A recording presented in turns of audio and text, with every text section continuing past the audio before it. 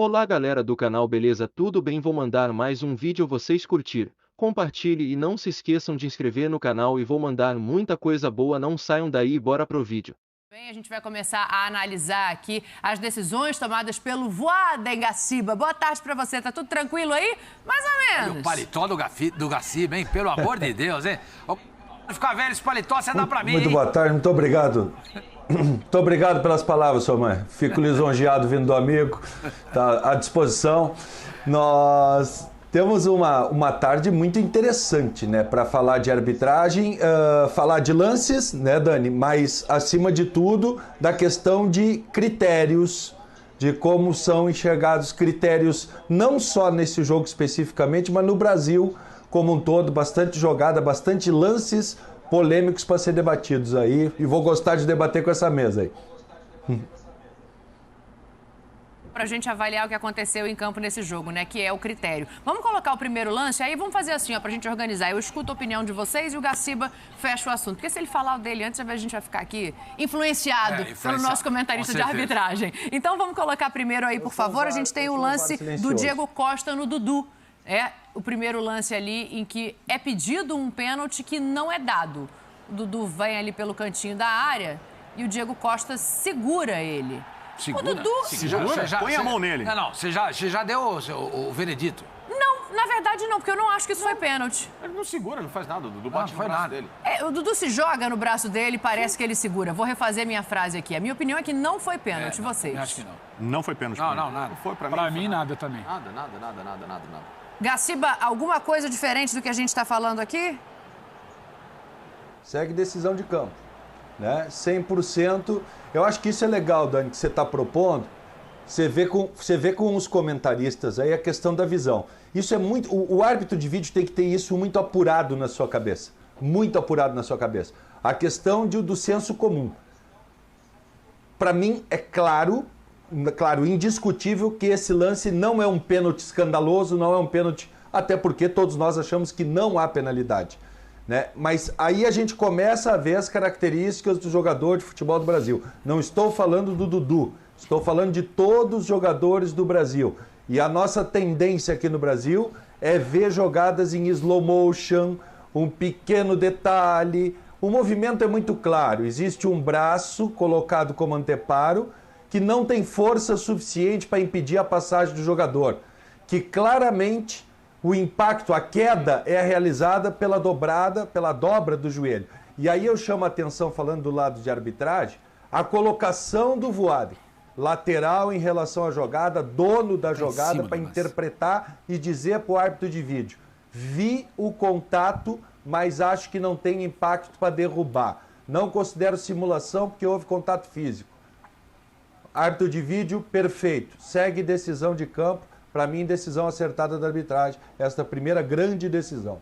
Boa, e o Gaciba está colocando um ponto importante, né? Que é a questão de como o VAR pode intervir, quando o VAR deve intervir em lance interpretativo, isso não se aplica. Vamos para o próximo, que é o pênalti do Caleri, o pênalti que o Veiga depois perde da cobrança, mas o Caleri está com a mão levantada dentro da área, é um bolinho ali no meio da área, né? A bola vem de escanteio, sobra ali na entrada da área e bate na defesa. Aí é complicado, porque hoje em dia se marca esse tipo de pênalti, mas é o pênalti que me incomoda. Eu entendo a marcação, mas ele me incomoda. Facincani. Não, ele faz a defesa. Pelo que é o protocolo hoje, ele faz uma defesa, portanto, pênalti. Pedro. Pênalti. Caleri assumiu o risco pra mim, bloqueia a bola, pênalti. Boa. Gaciba, então aqui, é isso. Pênalti para a mesa, quero te ouvir. E em relação, mais uma vez, né, o critério da mão, que já se julgou a intenção, que hoje em dia não se julga mais. Dani, isso é que é legal, acima de tudo. 3 anos eu sofri muito com esse tipo de pênalti, né? Porque foi uma orientação que veio da FIFA para a Sul-Americana e, consequentemente, para a CBF. E a gente começou a colocar para o futebol brasileiro. Informamos aos clubes, informamos a imprensa os novos critérios que iam ser utilizados. E dentro do que a gente colocou, o que é mais importante? O Caleri vê que vem um chute a gol e se joga para bloquear a passagem da bola, não é isso? Sim. Então, a interpretação da arbitragem é o seguinte, não é se o braço é natural ou não, avolumou ou não avolumou o espaço corporal. Me parece claro que ele avoluma. Isso é um erro claro e óbvio. Isso é um erro claro e óbvio. Ação perfeita do árbitro de vídeo em chamar o Voaden está mal colocado, encoberto em relação à jogada. Olha só, ele está muito dentro da área, no escanteio, ele se preocupa com o agarra-agarra e fica muito dentro da área, e quando ele tenta sair para ganhar ângulo, ele está encoberto pelos jogadores e não consegue perceber a mão do Calleri. O corpo do Calleri fecha a visão do Leandro. Então, muito bem, o Emerson Ferreira, começar a dar nome aos árbitros de vídeo, né? O Emerson Ferreira, de Minas Gerais, é o árbitro que chama e perfeitamente pênalti e cartão amarelo por impedir ataque promissor. Boa. O próximo lance que a gente tem é para analisar o que seria o impedimento do Calleri ou é o pênalti do Gomes? Qual o próximo lance? É o mesmo lance. Vamos para o impedimento, então, que é também desse lance. Coloca na tela para a gente, por favor, mais uma vez a imagem. Porque aí, Gaciba, eu vou passar essa para você primeiro, porque eu quero entender o que pode ter acontecido. Então, queria te ouvir antes de ouvir os rapazes aqui. Em primeiro lugar, eu acho que foi uma decisão muito rápida a chamada para revisão, para haver tempo hábil, porque é uma jogada extremamente difícil de se fazer, porque é uma jogada com câmera aberta, né? Lembrando que esses são nossos sinais, a cabine do árbitro de vídeo tem que trabalhar com os sinais da transmissão, eu não sei quais são esses sinais que lá estavam, não sei quais são esses sinais que estavam disponíveis para ele, mas é uma jogada muito rápida para ter sido feita a linha de impedimento. Ou ele tem uma imagem que esclareça claramente que o Calleri está em posição legal, que não me parece tão fácil assim, de forma visual. Acho que nenhum de nós aqui consegue cravar 100% a posição do Calleri em relação à jogada, né? Mas eu acho que a linha de impedimento não foi feita.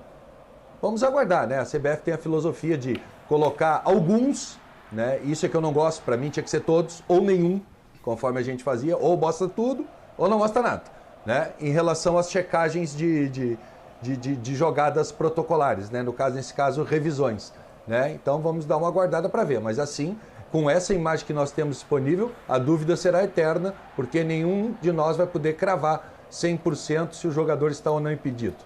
Mas nesse lance específico, Gaciba, eu tô completamente contrário ao posicionamento daqueles que estavam no VAR, porque se a gente tiver um comparativo de lances muito parecidos com esse, a gente vai lembrar de uma própria semifinal do Palmeiras envolvido na Libertadores contra o River Plate, em que ele toma 2-0 no Allianz Parque, em que 3 lances capitais milimétricos e até com câmeras que talvez nem estivessem na muita condição de você cravar, e aqueles lances foram dados em favor do Palmeiras e acertados, inclusive, era o Esteban Ostoit que estava apitando o jogo.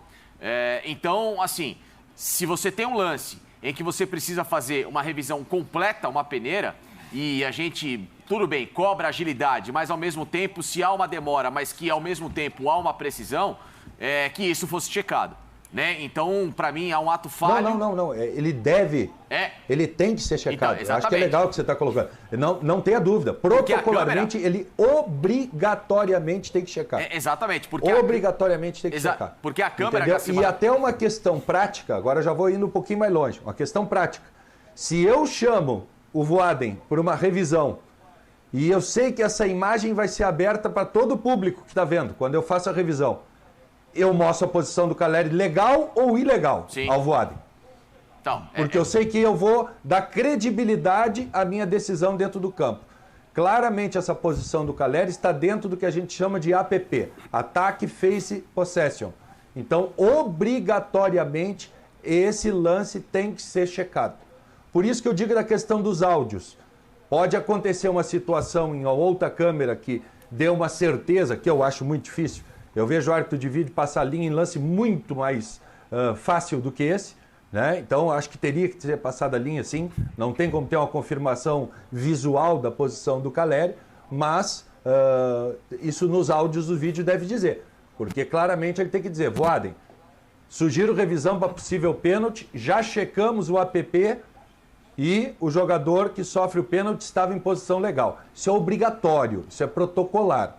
ou não foi checado. Então, se não foi checado, para mim é um equívoco grave, ô Gaciba, porque para mim existe... Grave. Existe sim, possibilidade, até por essa imagem disponibilizada, da CBF ter traçado uma linha. Então foi um ato falho gravíssimo. E aí depois a gente vai entrar na questão do pênalti, se foi interpretativo. Para mim o pênalti não é nem por cima, ele é feito por baixo. Na minha visão, um pênalti por baixo, um toque do Gomes por baixo. Mas enfim, e especificamente nesse lance, aí sim, eu critico veementemente aqueles que estiveram no VAR ontem, porque é um lance que gerou dúvida e eles tinham, até pelo trabalho que eles fazem, até pelo preparo que eles passam, de minimamente ter tido a leitura e a percepção de que era um lance para pelo menos você tentar traçar uma linha para dar sequência na interpretação daquilo que seria o pênalti. É o que o Gaciba está colocando, né? E é legal falar dessa também, linha não até ter para sido dar uma traçada. somada antes da gente entrar na discussão da infração dentro da área. Isso, o árbitro assistente, o Bandeira, quando há esse lançamento, obrigatoriamente, o Bandeira deve ter dito ajustado. São as duas palavras que o Bandeira diz. Ou ele diz ajustado, por um lance de uma situação limite, que ele não sabe se está ou não está impedido. Quando ele diz ajustado, ele está passando a mensagem para a cabine dizendo: para mim a posição é muito difícil, mas o jogador está legal, hein? Para mim está legal. Ou ele diz delay. Quando ele diz delay, ele está passando a informação para a cabine. Eu tenho um lance ajustado e não estou levantando a bandeira agora porque eu posso estar errado. Então, quando terminar o lance lá, eu vou levantar a bandeira. Eu estou fazendo delay. Eu tô...